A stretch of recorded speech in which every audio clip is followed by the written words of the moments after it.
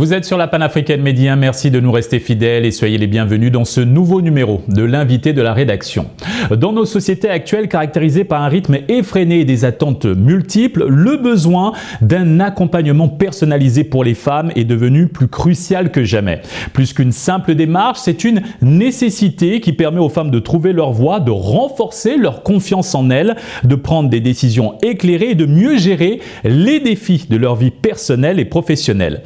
Ce type d'accompagnement leur offre un espace sûr pour explorer leurs aspirations profondes, surmonter les obstacles internes et externes et se réaliser pleinement. Afin d'approfondir notre compréhension sur ce sujet, nous recevons Madame Adolé Akpabi, coach spécialisée dans l'accompagnement des femmes. Merci d'avoir accepté notre invitation. Merci Alexis. Madame Akpabi, tout d'abord, quels sont les défis auxquels les femmes sont confrontées dans nos sociétés contemporaines, justifiant le besoin d'un accompagnement? Alors je dirais qu'on a tous à un moment ou un autre de notre vie besoin de se faire accompagner, ou en tout cas on peut tous choisir à un moment de se faire accompagner parce qu'on rencontre des challenges, parce qu'on a des objectifs et qu'on veut aller plus vite dans notre démarche ou se faciliter les choses. Pour ce qui est des femmes à proprement parler, je dirais que notre éducation, notamment en Afrique, fait que souvent on ne s'écoute pas parce qu'on est éduqué à faire passer les besoins des autres avant les nôtres, à s'occuper des autres, notamment les frères, les autres sœurs et parfois les parents également.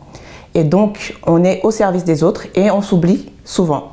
Donc ce besoin de s'écouter davantage et de se prendre en compte est l'un des éléments qui intervient souvent pour les besoins d'accompagnement des femmes.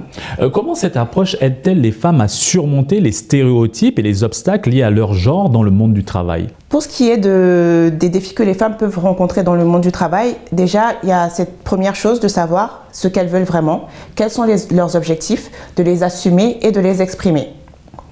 Une fois que ce premier travail est fait, c'est important d'avoir une bonne connaissance de soi, de savoir quelles sont nos valeurs, quelles sont les ressources qu'on a, quels sont les freins qu'on peut avoir aussi, qu'est-ce qui est important pour nous et quelle est notre perception des choses, nos schémas de pensée. À côté de ça, c'est aussi important de pouvoir bien connaître, comprendre son environnement, les dynamiques qui sont en place dans notre environnement, comprendre les jeux de pouvoir et les règles du jeu de manière générale pour pouvoir effectivement s'y adapter. Et maintenant, comment abordez-vous la question de l'équilibre entre vie professionnelle et vie personnelle lors de vos séances? Alors, je n'aborde pas ce sujet moi à proprement parler, c'est plutôt certaines femmes effectivement qui peuvent ressentir qu'elles ont un enjeu en termes d'équilibre vie professionnelle, vie personnelle. Et ce que je les amène à faire en général, c'est à prendre en compte leur vie de manière globale et à se rendre compte que tous les aspects sont importants. À partir de là, c'est important qu'elles puissent déterminer quelles sont leurs priorités du moment, parce qu'on ne peut pas tout avoir avec la même intensité en même temps, et en fonction des priorités qu'elles ont définies, de mettre en place des actions, des routines, ou en tout cas de s'organiser de manière à pouvoir prendre en compte tout ce qui compte pour elles à un instant T. Quels sont à présent les obstacles, les principaux obstacles psychologiques que les femmes rencontrent souvent et comment les surmonter efficacement? Alors, je parlerai tout d'abord encore une fois du fait que les femmes ne s'écoutent pas assez. Le deuxième point pour moi, c'est qu'elles se focalisent beaucoup sur le regard des autres et finalement, elles peuvent manquer d'estime d'elles-mêmes. Donc c'est important de se dire que ma voix compte autant que celle de l'autre, de le comprendre, de se dire que concrètement, on ne peut pas plaire à tout le monde et on n'a pas besoin de plaire à tout le monde parce que déjà si on devait plaire à tout le monde, ce serait impossible de réconcilier toutes les injonctions et que le plus important c'est de se plaire à soi-même. Finalement, personne n'est parfait et donc ce qui est une faiblesse pour moi, peut être une force pour quelqu'un d'autre et on est tous complémentaires, donc je vaux autant que l'autre. Comment le coaching aide-t-il ces femmes à identifier, à poursuivre leur passion et leur aspiration profonde? À travers le coaching, on accompagne ces femmes pour qu'elles puissent se poser la question de ce qu'elles veulent accomplir dans leur vie. Donc c'est important qu'elles puissent savoir, en fin de compte, qu'est-ce qu'elles veulent laisser comme trace de leur passage sur cette terre. Savoir quel héritage elles veulent laisser. Et à partir du moment où on est clair sur cet héritage, on sait quelles sont les actions qu'on doit poser, qu'est-ce qu'on doit incarner au quotidien pour pouvoir effectivement arriver à notre destination finale. Donc c'est important de connaître la destination pour savoir dans quelle direction avancer, sinon on tourne en rond et on n'arrive nulle part. En quoi le coaching de femme à femme diffère-t-il des autres formes de coaching et quels sont ses avantages?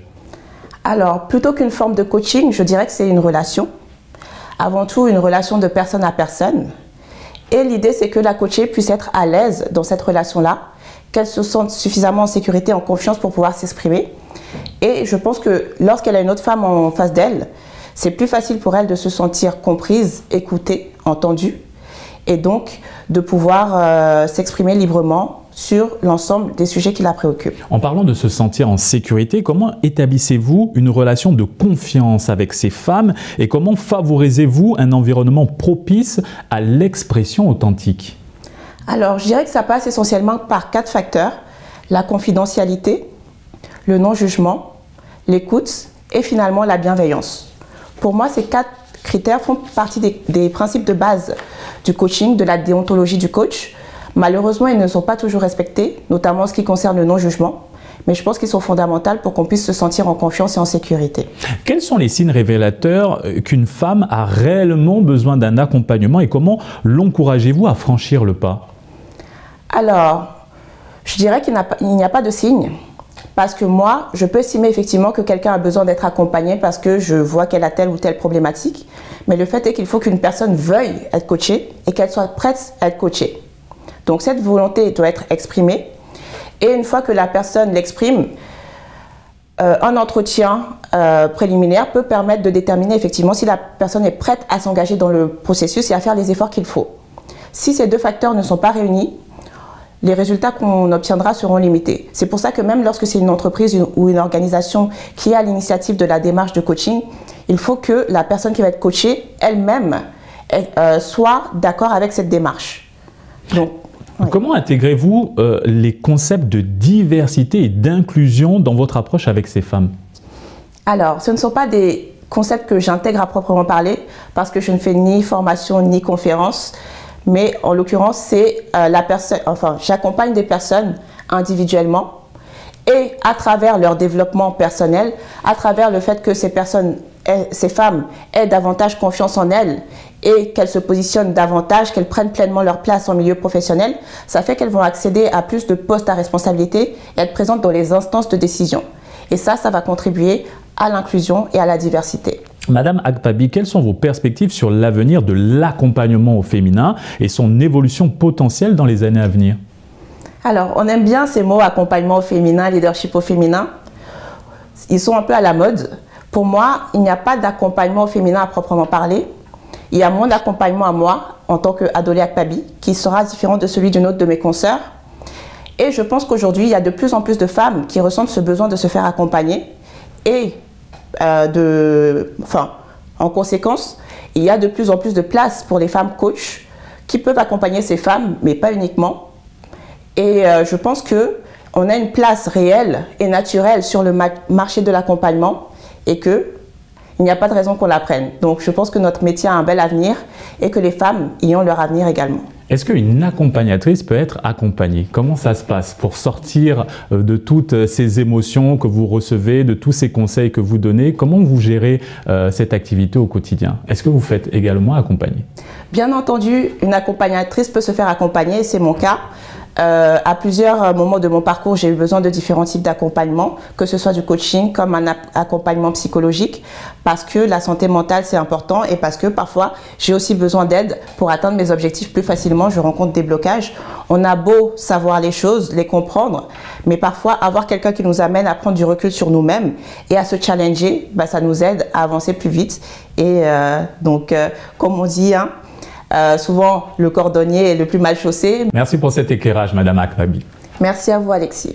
Et c'est ainsi que s'achève cette émission. Excellente suite des programmes sur la panafricaine.